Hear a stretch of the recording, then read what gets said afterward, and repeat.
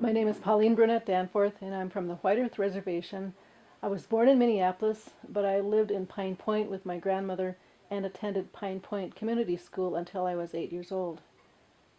We lived down the street from the St. Theodore's, the Catholic Church, and we would go there every Sunday, and I would do catechism there. And I lived near a lot of relatives, first cousins and second cousins, and by today's standards, we were poor, but it was a good life. It was a very good life. My grandmother got sick, and my mother was living in the Twin Cities, and I moved down to the Twin Cities with my grandmother about that time. And then I lived in the Twin Cities until I graduated from high school. My mother was a hotel maid, and she was a first language speaker. She spoke Ojibwe to her relatives, and she spoke some to me, but I never really learned to speak Ojibwe. I took it in college at Bemidji State University, where I attended for 4 years and got a degree in mass communications. And then after college, I moved to Madison, Wisconsin for a couple of years, where I met my husband. But we didn't get married right away. I moved back up to Cass Lake, and I worked at the White Earth Probate Project and the White Earth Land Claims Project for 3, maybe 4 years. And I learned really a lot about my own family history from the archives that I had access to.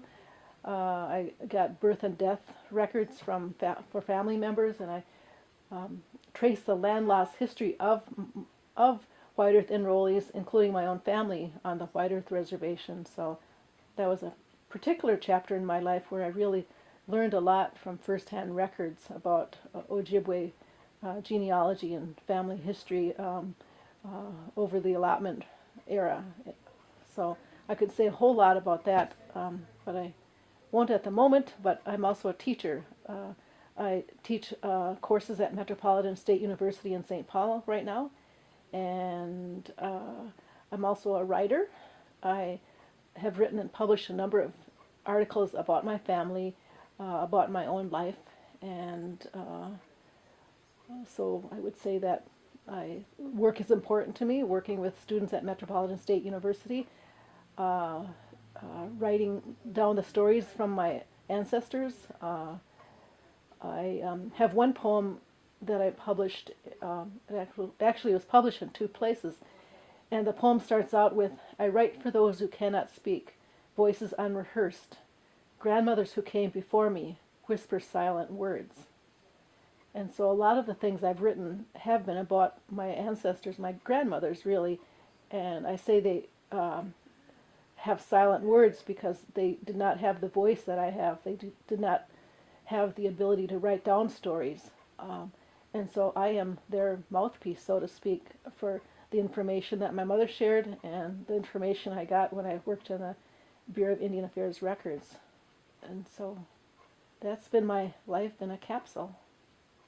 I think one of the most important issues in contemporary times is the danger of losing native languages. Luckily, Ojibwe people have a lot of Ojibwe relatives in Canada who speak Ojibwe, but the Dakota language in Minnesota, for instance, is really on the brink of extinction. The Potawatomi language, tribe in Wisconsin, their language is on the brink of extinction.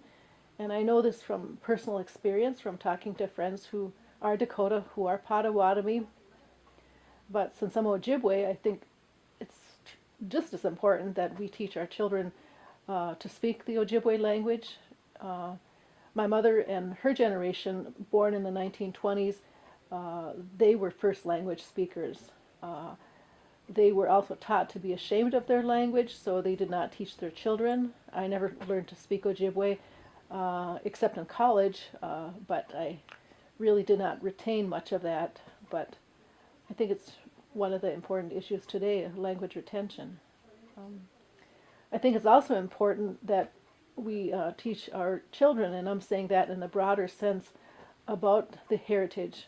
So many Indian kids are growing up in cities, and they've never lived on a reservation. They may rarely, if ever, visit a reservation, so they're becoming more and more removed from their heritage, from who our people were. and perhaps I'm one of those links because I live there. I had deep relationships with my mother and my aunties and my uncles who lived there, who went through the boarding school experience, who moved to the cities in the 1940s. And so I guess I'm a link too, but I'm getting farther and farther away. We are getting farther and farther away from who we are as Indian people. Connections to the land, connections to the place, knowledge of our language and culture. So I think that's really the most crucial issue today, that we're losing our identity because we're living in cities, we're intermarrying with other people, and it's up to us to teach our children. We can't expect schools to teach our children. It's up to us. And the best way to hand down information is from grandparent to grandchild, mother to child, father to child, but that's not always possible. And even my generation, that link has been loosened. The fact that I learned my Ojibwe in a college classroom, the fact that I learned my history as an adult from my own research and my own education in college and graduate school. And so I think it's as important that we have written record. I mean, what we're doing today is a record, and this may be viewed by people who are not my children, my grandchildren, and so there are multiple new ways of passing this down, because really families do not live like they used to. I grew up with my grandmother. I grew up with my aunties and all my relatives around me, but now families are so dispersed. Raising my son with my husband, but he's not having close relationships with his Ojibwe relatives. My mother's been dead for a long time. My husband's not Indian, and so we are not able to maintain that family connection that I had as a child. I think the solution is that we continue to make videos like we're doing now, that I continue to write down my stories, that children, like at the Miigisi Media Project here in Minneapolis, they do stories about the urban Indian community. So the way of communication is really, really changing, and we have to go along with that. Yes, in the ideal world, we would be sitting at our grandmother's knee learning stories, but the reality is it's not possible with families dispersed as they are, lots of different reasons. And the fact that the grandparents, who are really my age and younger and older, have also been removed from the culture. So what we know oftentimes comes from books. You know, some of it's from our grandparents, but really we're losing our culture because of assimilation. And there's really no stopping it. We can do our best to stop it, but, you know, the idea that White Earth Reservation passed a resolution recently for descendancies, for people to be enrolled by descendant, meaning that they'd have an ancestor who was enrolled, versus the blood quantum. And, you know, one can argue that the blood quantum is something that we inherited from the Europeans, that it was a way to count less Indians, but the fact is there are fewer and fewer people who have enough Indian blood to be enrolled. So, you know, that's an issue too, but we can't say, oh, you have to marry an Ojibwe so we keep the bloodlines going and so forth. So we have to be Ojibwe in other ways, by teaching our culture, by being proud of our culture, by maintaining it, no matter what the bloodline becomes. I was raised a Catholic, and I'm no longer a Catholic. I don't go to Catholic church. I haven't since college, which was 40 years ago. I raised my son in the Quaker community. I can't say we attended Quaker church services, but he attended a Quaker school, and I really believe in those values. In many ways, Quaker values are like Native values, where you respect everybody's viewpoint. You don't tell anyone how to believe. You It's about peace and justice and treating people well and treating the earth well.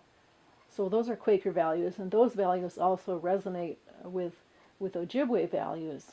Um, so really, I do not practice a Medewin, though I could tell you stories about my mother's grandparents on both sides, some who practice the Medei and some who practice Christianity. But I don't practice any particular religion, and I don't participate for the most part in ceremonies. I've been to sweats a few times. I've had a naming ceremony. I had a naming ceremony for my son when he was 7 years old. I've attended naming ceremonies for various people. So certainly I participate in that, and I believe that's important. So naming ceremonies impart names to Ojibwe people, other tribal people too, but it's a way of connecting you to your heritage, but it's also a way to empowering you as a Native person. My son can go to ceremonies himself someday and introduce himself as Banimiyad, his Ojibwe name, just like I go to ceremonies sometimes and I introduce myself by my Ojibwe name, which is Kiwita Benesikwe, thunderbirds flying in a circle. And so that's an important cultural heritage. Um,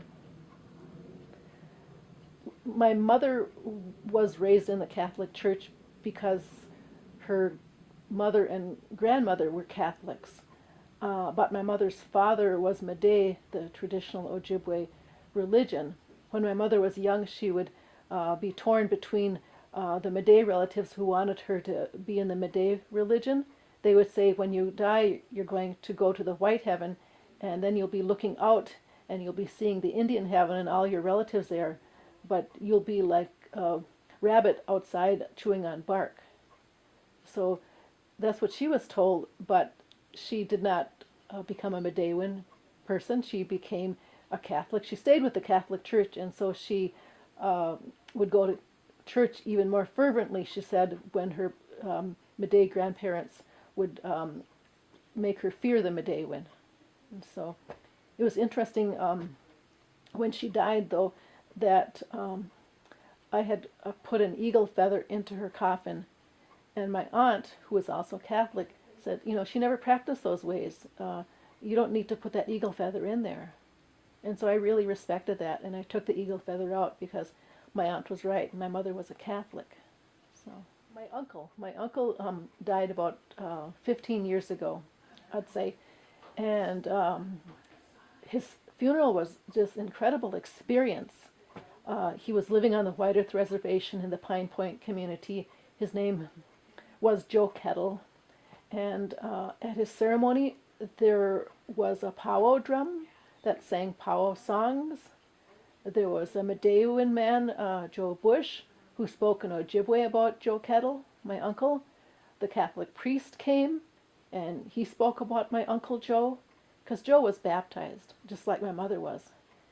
And finally, at the gravesite, the veterans came, and they did the salute.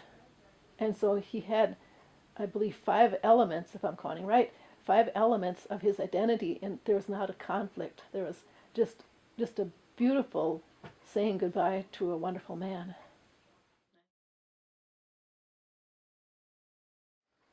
Well, I'm an educator. I teach Indians in Minnesota at Metropolitan State University, and primarily I have white students in my class, and many of them are going on to be teachers, and they need to take this course for their education as teachers. But I also get American Indian students in the class, and the most important thing that I want to convey in this class to Indian students and to white students is that Ojibwe and Dakota people were in Minnesota first, and the evidences can be found on the map. I take out maps of Minnesota, I give them to small groups, and I have them read this article, and it's about Ojibwe and Dakota place names in Minnesota. And I use this exercise to really point out to them that Ojibwe and Dakota people were first. I say, for instance, like the Cannon River, it really is misnamed. It was really the Canoe River, and Dakota people would hide their canoes along the Canoe River, and it was misheard, and that's why it was renamed the Cannon River. I talk about Biwabik. I talk about names in northern Minnesota that have Ojibwe names. Like my grandmother's name was Piwabik Okwe, Iron Woman. Then we have Biwabik, a town in northern Minnesota, which means iron. And you look across the map of Minnesota, and there's just so many names that just bespeak the people that were here first. And I really want students to know that. I really want students to get a sense of the history of the place, the names that are left here. Rum River, for instance, that was misnamed by Europeans. The Dakota people named it Spirit River, but as a bad joke, the Europeans renamed it Rum River. And other things have been written like this too. I think it's really important to get a sense of place. And kind of fast forwarding to my son who's going on 18, I have given him a sense of place. We go up and see our relatives on the White Earth Reservation.